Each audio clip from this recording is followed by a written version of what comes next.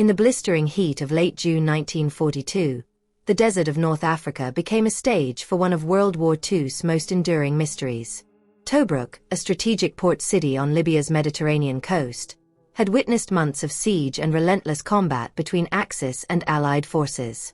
Yet amid the roar of tanks and the whistling of shells, a small British reconnaissance patrol prepared to vanish into the shifting sands, a mission that would leave questions unanswered for decades. The patrol, composed of 15 men from the 11th Hussars, a cavalry regiment converted to mechanized reconnaissance, had been tasked with gathering intelligence on enemy positions near the outer defenses of Tobruk. Lieutenant Henry Caldwell, their commanding officer, studied the hand-drawn maps and aerial reconnaissance photos with intense scrutiny, knowing that every dune and depression could conceal both opportunity and danger. The 11th Hussars had earned a reputation for daring operations, often venturing behind enemy lines to report troop movements, locate minefields, or scout for potential ambushes. On June 27, 1942, the patrol received orders to probe roughly 30 kilometers south of Tobruk, in an area littered with the remnants of earlier engagements. German and Italian forces had been probing Allied positions relentlessly, and intelligence suggested that armored units were massing in the desert corridors, a looming threat to the British Eighth Army. The mission required speed, stealth, and precision. Any misstep could result in complete disaster. As the sun rose over the horizon, casting long shadows across the endless expanse of sand, the patrol mounted their armored cars and jeeps, engines humming, their eyes scanning the horizon for signs of life or danger. Almost immediately, the patrol confronted the harsh reality of the desert environment. The sand was not just a passive backdrop, it was a relentless adversary. Shifting dunes made navigation difficult, while the intense heat threatened both men and machinery. Dust infiltrated engines, obscured vision, and coated the soldiers' faces with a gritty residue. The patrol's radio operator, Corporal James Whitaker, struggled to maintain contact with base, as static and interference grew worse with distance. "The desert swallows the sound of our voices," he noted in his diary later, a simple observation that foreshadowed the peril to come. The men pressed on, fully aware that their path was fraught with natural hazards as well as potential enemy encounters. Their route passed near Tobruk's defensive minefields, abandoned supply depots, and occasional skirmish sites, each offering both clues and threats. Historical context underscores the strategic importance of reconnaissance at Tobruk during this period. The Eighth Army, under Lieutenant General Neil Ritchie, relied on intelligence to anticipate Rommel's next move. Desert warfare, unlike the European front, was unpredictable. Visibility, weather, and the enemy's mobility could turn even minor operations into deadly gambles.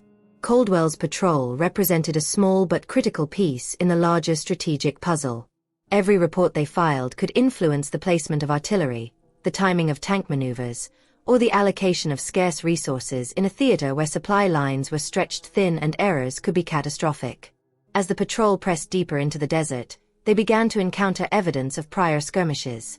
A half-buried rifle, scorched earth from a burned-out vehicle, and the occasional shell fragment that gleamed like metal against the sand. Each artifact hinted at the volatility of the terrain and the persistent presence of enemy forces. Yet the desert held another, more insidious threat: the unpredictable sandstorm. Even the most seasoned desert soldiers knew that a sudden storm could erase tracks, obscure landmarks, and leave a small patrol isolated and disoriented in a vast, featureless wilderness. By late afternoon, the patrol radioed a routine status report to Tobruk Command. Their position was logged, coordinates verified, and all seemed in order. But as the sun sank lower, the wind began to rise, and the first hints of a sandstorm appeared on the horizon. Lieutenant Caldwell recorded in his field notebook, visibility dropping rapidly, dunes shifting. Proceeding with caution, yet aware that the desert has a way of hiding us from the world. That evening, the patrol's movements became erratic in radio logs. Brief bursts of static, then silence. By nightfall, nothing more was heard. Base command waited tensely, sending out signals into the empty night, but the only response was the whisper of wind over sand, carrying the echo of a patrol that seemed to have vanished without a trace. The lost patrol of Tobruk had embarked on a mission of reconnaissance and survival, yet within hours, they became an enigma, swallowed by the desert's vastness. Their journey, beginning with purpose and precision, was already transforming into a haunting question. What had become of the men who ventured into the storm? The answer remained beyond reach, a mystery buried beneath the shifting sands, waiting to unfold. The desert that had welcomed the patrol now turned hostile, a vast expanse of golden dunes shifting unpredictably under the relentless North African sun. The 11th Hussars, trained for speed and precision, found themselves navigating a landscape where every landmark was fleeting, and every ridge could conceal both opportunity and peril. By the second day of their mission, the patrol had reached a sector south of Tobruk that intelligence suggested was lightly held by Axis reconnaissance units. The men moved cautiously, aware that any encounter could escalate quickly into a deadly confrontation. Their armored cars, modified Daimler Dingo scout vehicles and armored jeeps, rumbled over uneven sands, engines straining as they sought higher ground to maintain visual contact with the horizon. The patrol's first significant challenge emerged as they came across traces of enemy reconnaissance, scorched tire tracks, remnants of a campsite, and the occasional abandoned rifle. It was clear that German and Italian patrols had recently traversed the same terrain, possibly observing the Allies. Lieutenant Caldwell ordered the men to dismount periodically, scanning the horizon with binoculars and compasses, cross-referencing their position with maps sketched from aerial photographs. Every dune seemed to ripple with potential danger, every shadow could conceal a lurking tank or machine gun nest. The soldiers' nerves were taut. Desert operations demanded constant vigilance, and even a momentary lapse could mean death.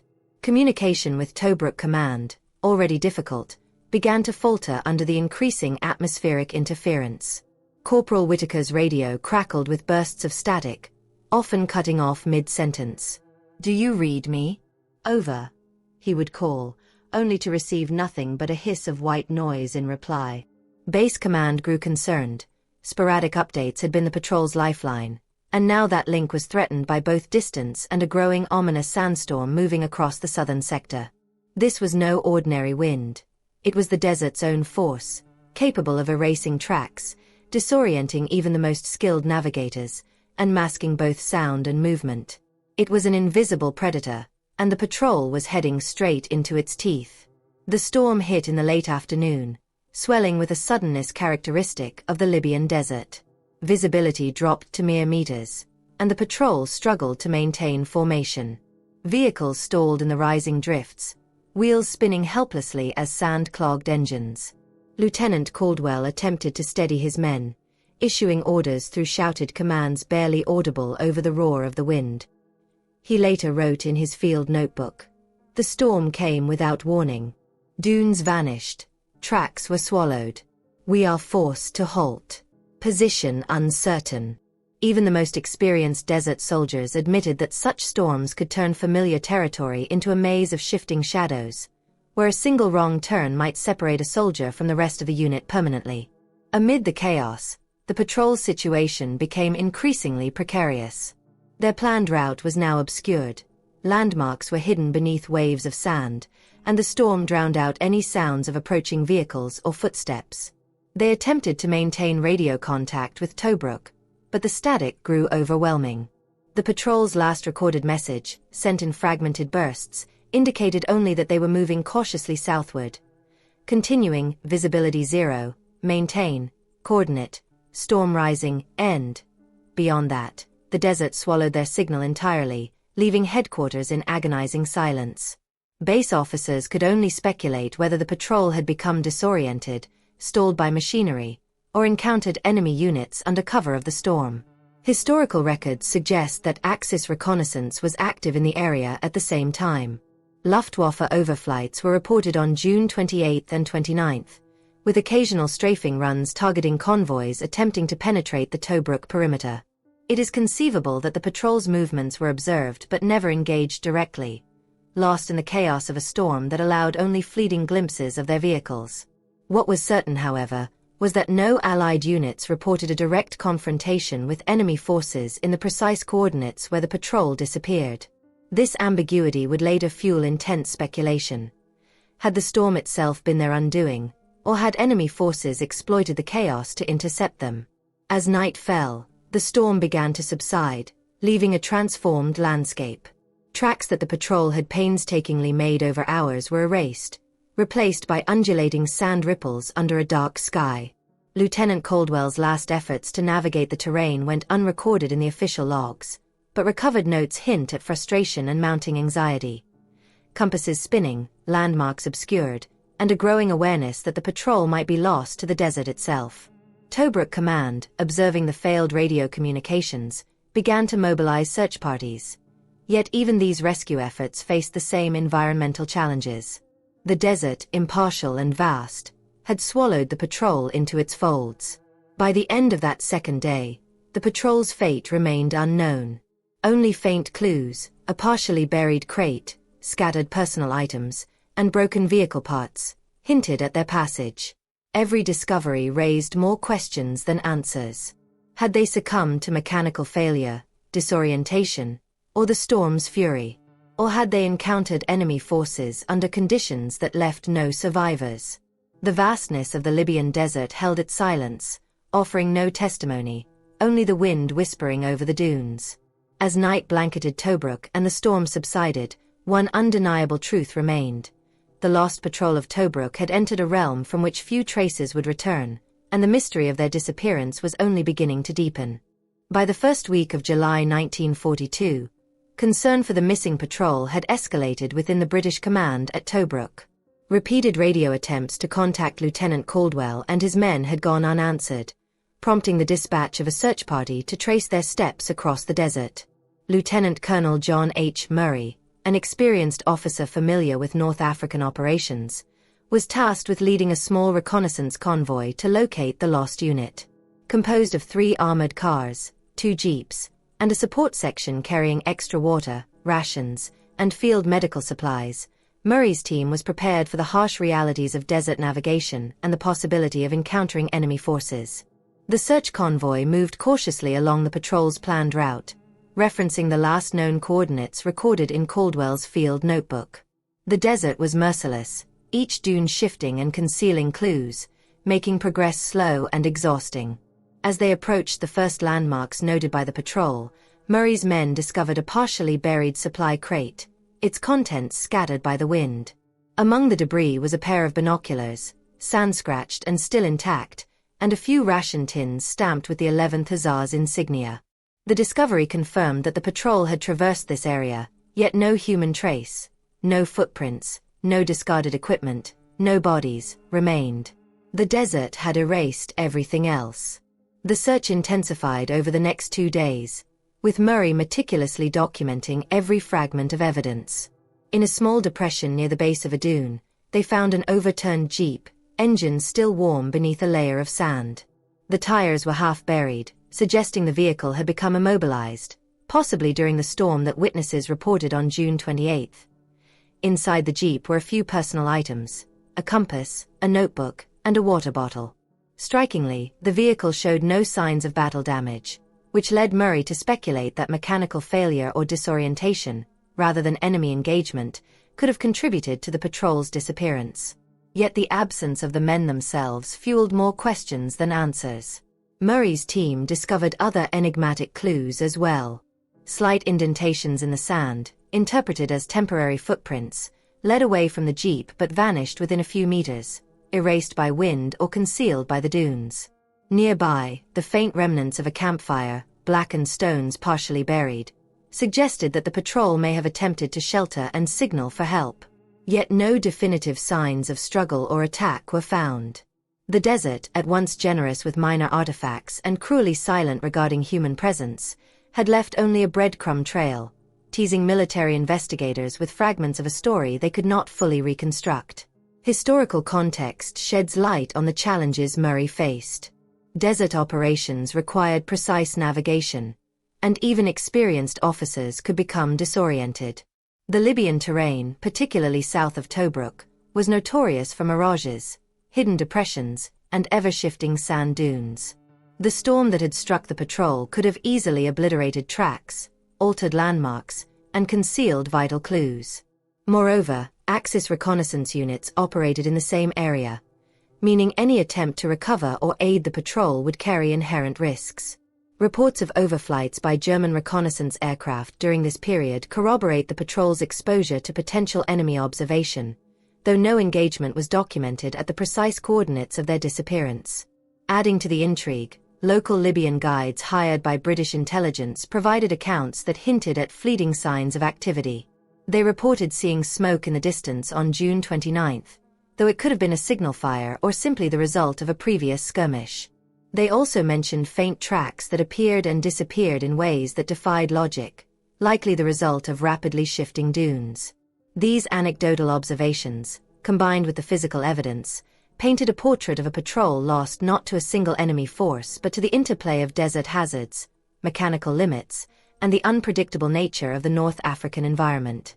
As the search continued, the tension within Murray's team grew. Supplies were limited, and the desert seemed to stretch endlessly, offering little hope of a decisive discovery. Each overturned crate or abandoned vehicle became a focal point for speculation, but none provided the clarity needed. Officers and soldiers alike wrestled with the unsettling reality. The 11th Hussars Patrol had vanished, leaving only fragments and questions. Murray wrote in his report, later archived at the Imperial War Museum, "The desert conceals what it chooses. We found signs of passage, yet the men themselves have disappeared. It is as if the sands have swallowed them whole." By the conclusion of this first formal search, the mystery had deepened. The patrol's disappearance could not be conclusively attributed to enemy action, nor solely to environmental hazards. The pattern of evidence, scattered equipment, traces erased by wind, and faint signs of temporary shelter, suggested a combination of factors at play. Tobruk command faced a grim reality. The missing men might be alive, stranded, or captured, but the desert offered no reassurance. The lost patrol of Tobruk had transitioned from a tactical concern to a profound enigma, leaving commanders and historians alike to wonder what truly happened as the storm passed and silence reclaimed the desert. As the desert swallowed the last tracks of the 11th Hussars Patrol, the story of their disappearance began to circulate not only within military circles but also among local populations and Allied units operating near Tobruk. Eyewitness reports from Libyan guides and nomadic tribesmen offered tantalizing yet inconsistent fragments of information. Faint smoke columns, distant gunfire, and fleeting silhouettes glimpsed on dune ridges. Each account seemed credible, yet none could be verified. These reports were meticulously logged by British intelligence officers, but when cross-referenced with unit movements and known enemy positions, the puzzle only grew more confounding. By early July, the patrol's vanishing had assumed the aura of a legend, a chilling example of the desert's ability to erase the presence of men and machines in a single day. The desert environment itself compounded the mystery. Sandstorms, such as the one encountered by Lieutenant Caldwell's patrol, could disorient even experienced soldiers, bury tracks, and create mirage-like illusions on the horizon. Commanders understood that the Sahara was not merely terrain, it was an active participant in warfare. For the lost patrol, the shifting sands might have made the familiar alien, transforming known landmarks into indecipherable ridges and valleys.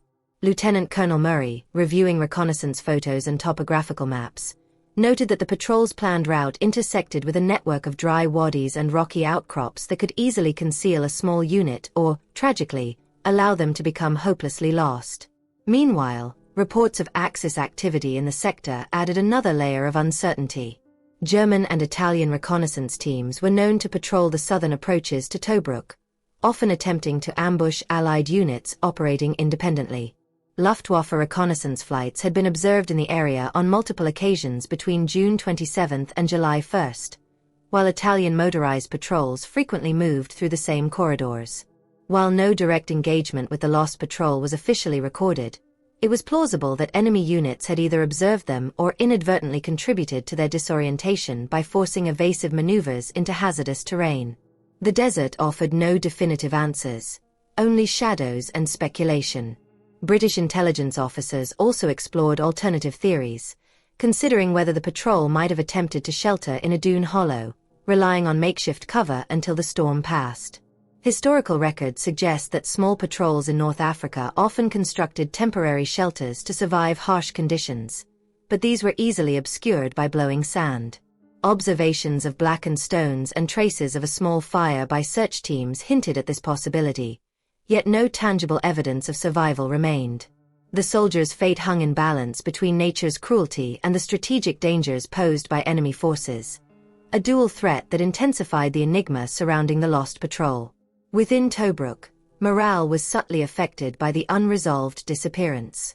Officers of the 11th Hussars reflected on the unpredictable and merciless character of desert operations. Lieutenant Caldwell's diary, recovered later from headquarters archives, offered a glimpse into the anxiety faced by soldiers. Every ridge conceals a question. Every dune holds a secret. One must trust skill and instinct, yet the desert laughs at both.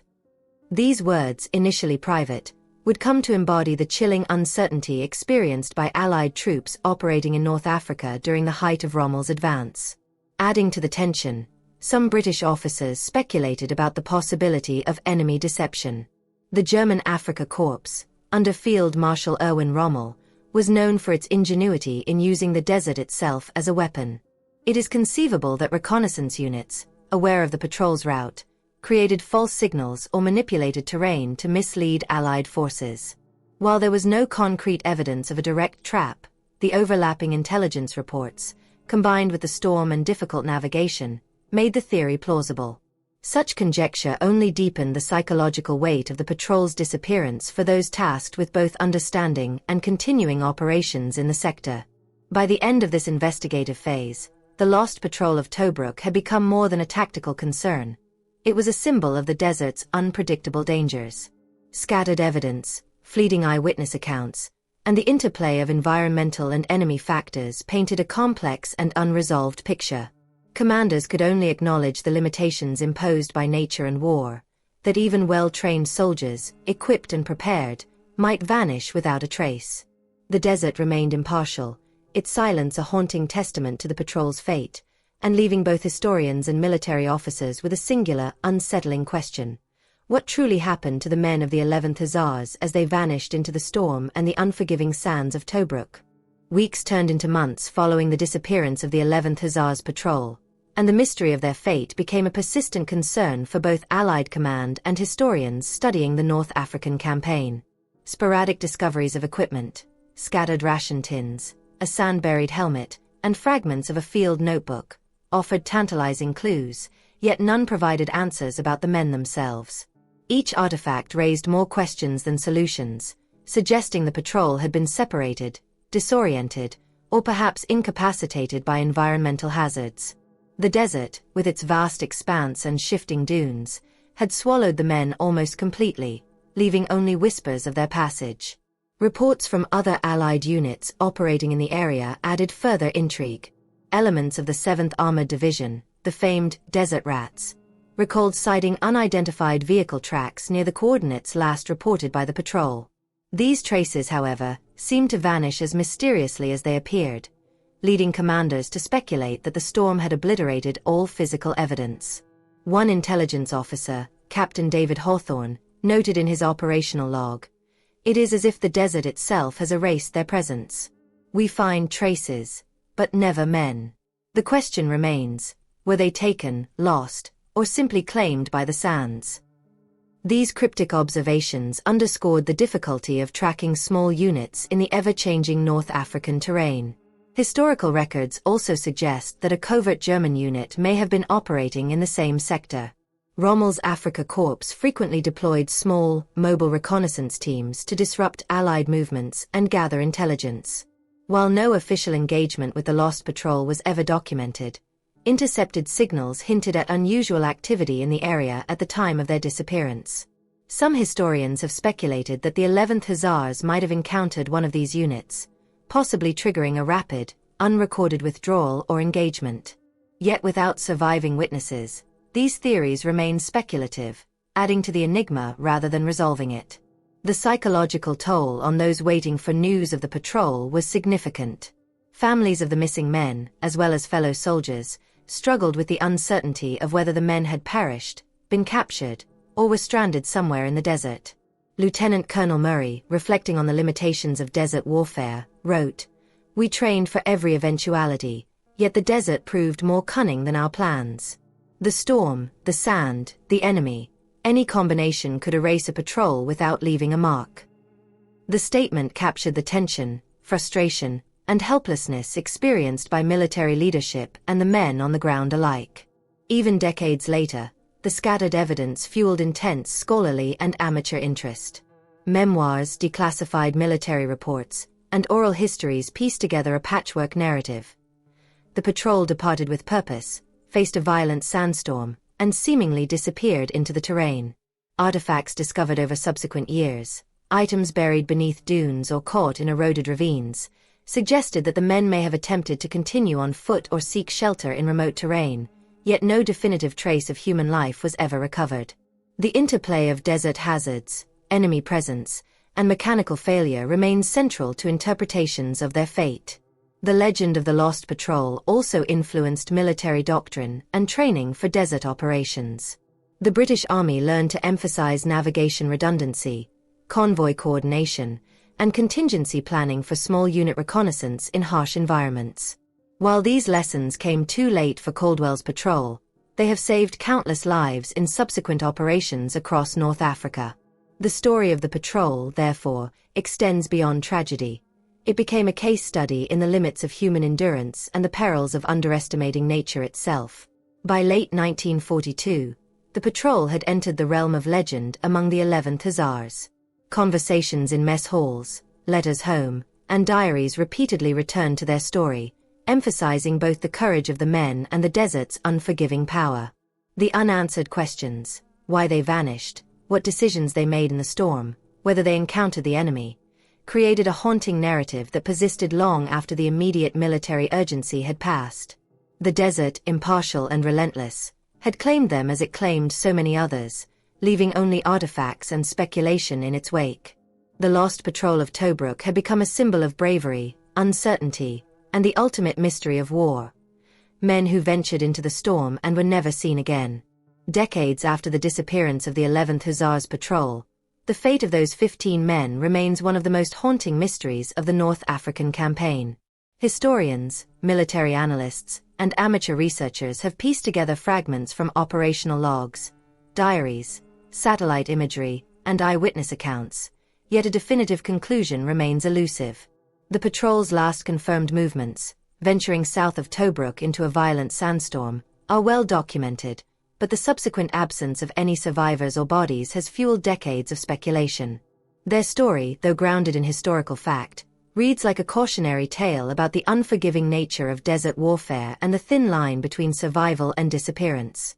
Efforts to reconstruct the patrol's final hours rely heavily on terrain analysis and historical weather reports. June and July 1942 were notorious for sudden violent sandstorms in the Libyan desert, capable of reducing visibility to mere meters and disorienting even seasoned navigators.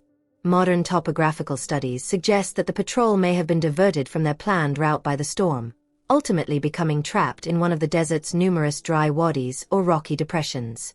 Vehicles found by Lieutenant Colonel Murray's search team, overturned jeeps and scattered supplies, support the theory that mechanical failure, compounded by environmental hazards, may have played a significant role in their disappearance.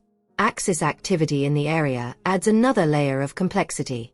While no confirmed engagement was recorded, intercepted German communications and reconnaissance reports hint at the presence of small Afrika Korps patrols operating near Tobruk at the time. Some analysts suggest that the 11th Hussars could have inadvertently walked into a contested zone, further compounding their disorientation and vulnerability. Yet the absence of combat evidence, no spent shell casings, no bullet damage, no recovered enemy reports, makes it difficult to assert that a direct confrontation occurred. The truth may lie somewhere between these possibilities, illustrating the unpredictable interplay of nature and warfare in the desert theater. Eyewitness accounts from Libyan guides, recorded by British intelligence after the war, provide tantalizing yet inconclusive details. Smoke rising on the horizon, fleeting movements among dunes, and footprints that disappeared almost immediately all point to activity by the patrol beyond the last known vehicle locations. These observations, while intriguing, cannot confirm the men's fate, yet they contribute to the legend of the Lost Patrol as a unit that simply vanished into the desert's vast, indifferent expanse. The desert's capacity to erase human presence remains central to understanding why the story has endured for so long. For modern historians, the Lost Patrol serves as a case study in the hazards of desert operations, the limits of reconnaissance missions, and the enduring challenges of historical reconstruction. Lessons drawn from their disappearance emphasize the importance of redundant navigation systems, consistent communication protocols, and contingency planning for extreme environmental conditions.